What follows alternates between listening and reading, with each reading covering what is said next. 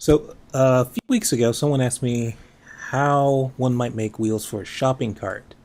There was a really cool demo on Vimeo that someone had. It was very cool, but apparently it had been posted 3 years ago and the guy never responded. So, I came up with my own interpretation of how to set it up. So, this is the result of it.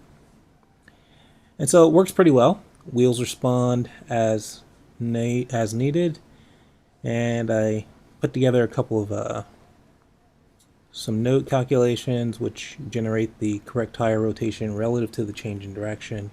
So that part was actually the easy part, controlling the tire rotation. It was getting the pivot to work appropriately, which kind of tripped me up for a little bit. So I came up with actually a rather simple solution. I was actually looking at it, making it a little more complicated myself. I tried to figure it out using expressions and using a combination of nodes to calculate vectors, but that actually wasn't the solution. It was actually much simpler than that. And I'm going to go through it and show you what I did.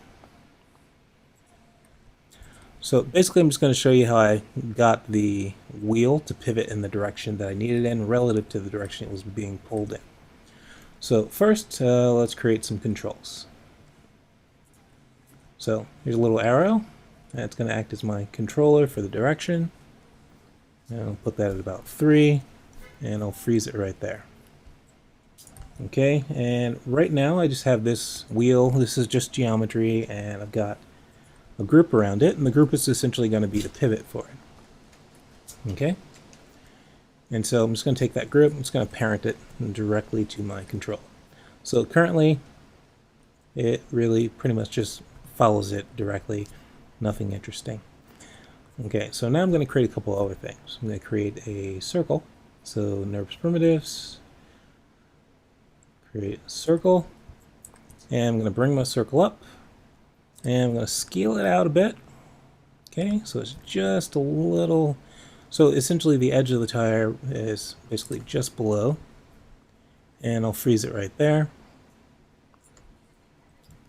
Delete history on that. And I'll call this one my spin guide. Okay, I'll take the spin guide and I'll just parent it to my control. Okay, now that's pretty much it for the spin guide. Now I need to create a locator. So I'm going to go to create a locator. Okay, and I'm going to take my locator, I'm going to snap it to the level of my curve, and then I'm going to try to snap it to the edge of the curve. Okay, and that's going to be its default position. And I'll freeze that, and we'll call this my wheel aim. Okay. And that's pretty straightforward there. And so now I'm going to take my curve, I'm going to shift select the locator, and I'm going to use the geometry constraint to constrain the locator to the curve. Okay, so that is now done. Okay, everything's connected. And last but not least, I'm going to take the locator, I'm going to shift select the wheel group, which has a pivot at its center where I need it to pivot, and I'm going to tell the group, or shall I say the pivot for my wheel, to aim at the locator. So select the locator, select the wheel, go to constrain, aim constraint, option box, and when I'm setting up a constraint, I always tell it to aim in the direction of the object that it's targeting, so that there's no offsets, and I'm tell it to maintain offset just in case as well. But if I've done it well, it should be a minimal offset there. Okay, so the alignment's off a little bit, but it's close enough. So if I've done this right, the tire should spin relative or in opposition to the direction that it's actually moving in. Okay, so now when I grab my arrow and I pull it, you can see, I don't know if you can see that, but you can see when I translate it, notice how the locator drags behind, and so the wheel basically spins to aim in the direction that it's actually translating in, or opposite direction. Okay, actually I'll do one other thing instead.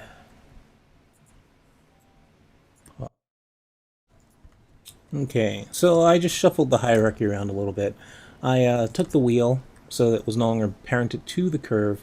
I put it in a separate group, and I constrained it just to make it a little easier to track. Now, besides that, nothing is different from what I already went over. Okay, so one thing we want to do here is we want to go to the pivot, or in this case, the group, which is aim constrained to aim at the locator, and we only need it to pretty much rotate on the rotate Y to aim properly, so we can kill the connection on the rotate X and Z. So if I break those connections and just leave the Y intact, when I translate my control, you can see that it tries to, the tire aims at the locator and therefore it turns relative to the direction it's being pulled in. Fairly simple setup. And then adjusting the settings to control the tire rotation is fairly straightforward. The only thing I found that was a little tricky was getting an absolute value for the rotation, so that the tire was essentially always rotating forward no matter which direction it was facing in. Like any good setup, there are always a few buts about the setup. Now, in this case, the setup basically does exactly what it was designed to do. It changes the direction of the tire so that it's aiming in the opposite direction in which it's actually moving. And that's completely dynamic, and it just happens relative to what was set up. Now, the only problem is that if you want to get the tire back into its default position, even if you put the arrow back at 0, it doesn't automatically set the tire back to 0. You need to actually grab the locator and set its translates back to 0 in order to restore the default position, or at least get close to it. Of course, the fact that you have to manually put it back to its default position makes it actually a lot more like a real kart tire.